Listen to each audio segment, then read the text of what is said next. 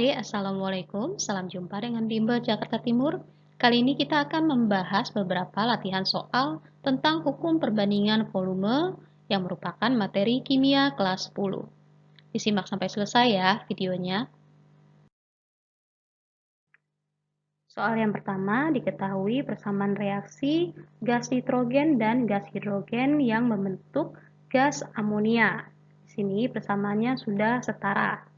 Jika volume nitrogen yang bereaksi 2 liter, berapakah volume hidrogen yang dibutuhkan dan volume amonia yang terbentuk pada suhu dan tekanan yang sama? Nah, karena persamaan reaksinya sudah setara, sehingga kita bisa menentukan perbandingan dari koefisien gas nitrogen, gas hidrogen, dan gas amonia. Di sini gas nitrogen tidak ditulis koefisiennya, artinya koefisiennya 1. Jadi perbandingannya 1:3:2. Kemudian diketahui juga volume gas nitrogennya adalah 2 liter. Yang ditanyakan adalah volume hidrogen dan volume NH3 atau amonia yang dihasilkan. Untuk menentukan volume gas hidrogen yang diperlukan, kita gunakan koefisien dari gas hidrogennya, kemudian dibagi dengan koefisien dari gas nitrogen, karena yang telah diketahui adalah volume gas nitrogen. Jadi dikali dengan volume gas nitrogennya. Koefisien dari hidrogen adalah 3. Koefisien dari nitrogennya adalah 1.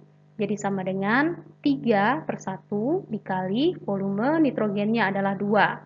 Maka volume hidrogen yang diperlukan adalah 6 liter. Untuk menghitung volume amonia yang dihasilkan, maka koefisien dari amonianya dibagi dengan koefisien dari nitrogen, kemudian dikali dengan volume gas nitrogennya. Koefisien dari amonianya adalah 2, kemudian dibagi koefisien dari nitrogen adalah 1, kemudian dikali 2. Maka volume dari amonia yang dihasilkan adalah 4 liter. Soal yang kedua, sebanyak 4 liter gas propana dibakar sempurna menurut persamaan reaksi berikut. Volume gas karbon dioksida yang dihasilkan adalah, nah jadi di dalam soal, persamaan reaksinya belum setara, jadi kita setarakan terlebih dahulu. Di ruas kiri yang merupakan reaktan terdapat C3H8 dan O2, sedangkan di ruas kanan yang merupakan produk terdapat CO2 dan H2O. Jumlah atom C di ruas kiri adalah 3, sedangkan atom C di ruas kanan terdapat pada CO2, ada 1 atom. Supaya sama-sama 3, maka kita berikan koefisien 3 pada CO2.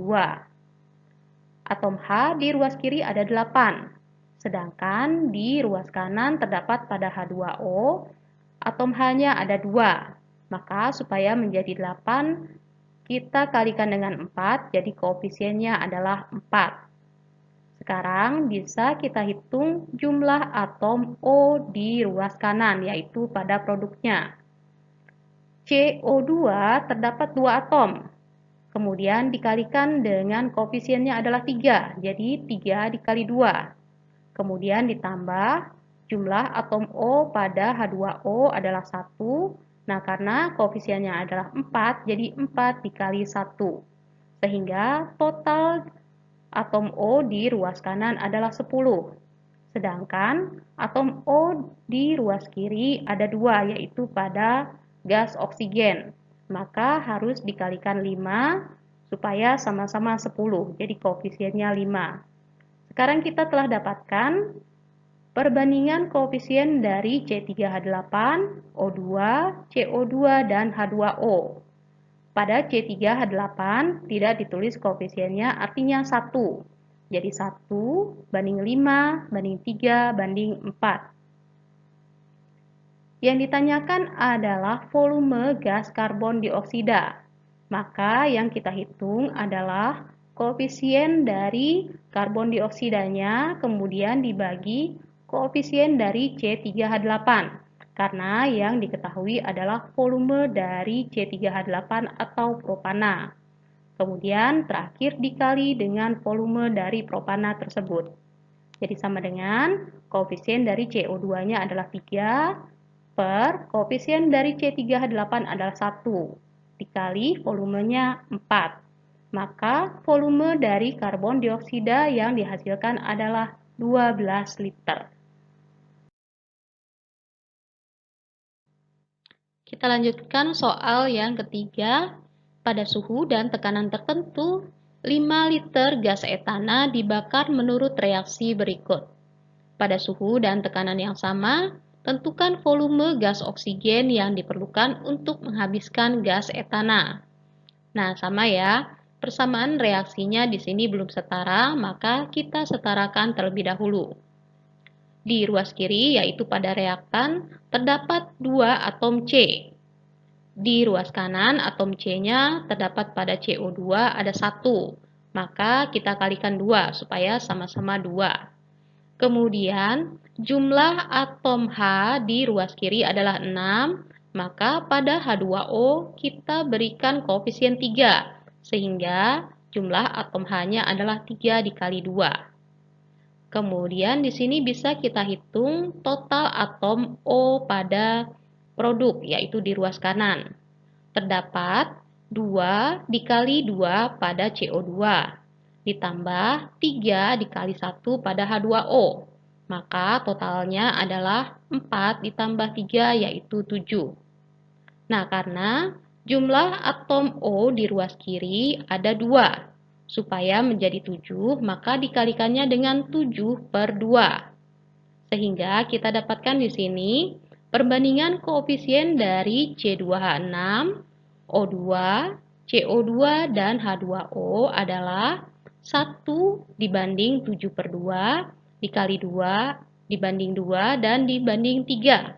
Nah, supaya koefisiennya tidak berbentuk pecahan, maka kita kalikan dengan 2, sehingga perbandingannya 2 banding 7 banding 4 banding 6. Yang ditanyakan adalah volume gas oksigen.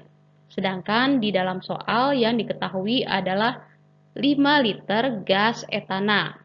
Maka untuk menghitung volume gas O2 sama dengan koefisien dari O2-nya per koefisien dari etana atau C2H6. Kemudian dikalikan dengan volume dari etana.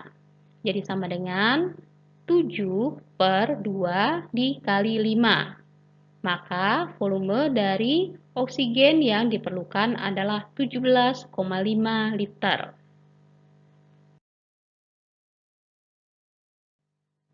Soal yang keempat, 10 ml gas nitrogen dan 15 ml gas oksigen tepat habis bereaksi menjadi 10 ml gas NXOY.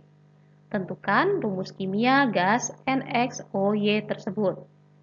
Nah, jadi karena perbandingan dari volume gas-gas yang bereaksi sama dengan perbandingan dari koefisiennya, maka kita gunakan volume dari masing-masing gas sebagai koefisien dari senyawa masing-masing. Jadi kita tulis persamaannya 10 liter gas nitrogen, jadi 10N2 ditambah 15 ml gas oksigen, jadi 15O2, menghasilkan 10 NXOY.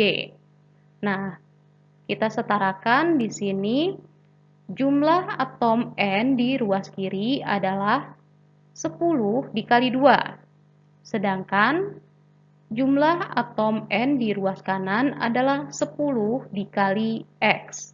Maka bisa kita simpulkan X-nya bernilai 2. Kemudian perhatikan pada atom O.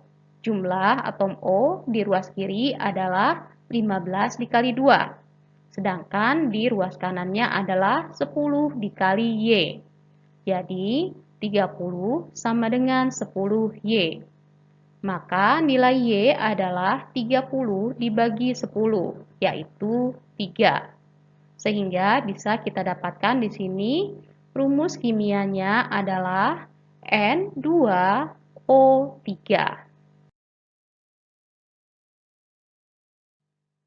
Soal yang kelima, jika pada pembakaran sempurna suatu senyawa hidrokarbon sebanyak 50 ml dengan 500 ml oksigen, setelah reaksi selesai terdapat 250 ml CO2 dan 100 ml O2.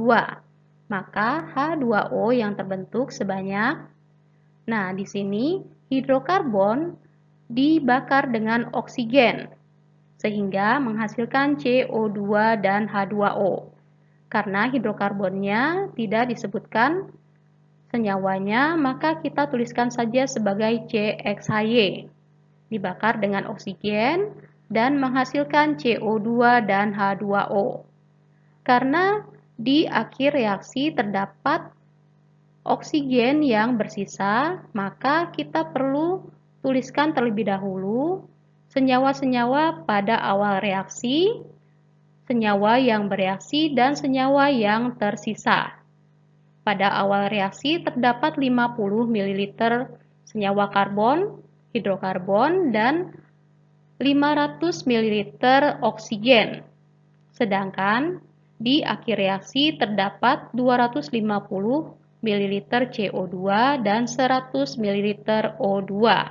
Nah, di sini artinya jumlah dari oksigen yang bereaksi adalah 400, sedangkan hidrokarbonnya habis bereaksi yaitu 50. Dan terbentuk 250 CO2, sedangkan volume dari H2O-nya belum diketahui, kita tuliskan saja sebagai N. Nah, volume pada reaksi merupakan perbandingannya sama dengan koefisien dari senyawa-senyawa atau gas-gas yang bereaksi.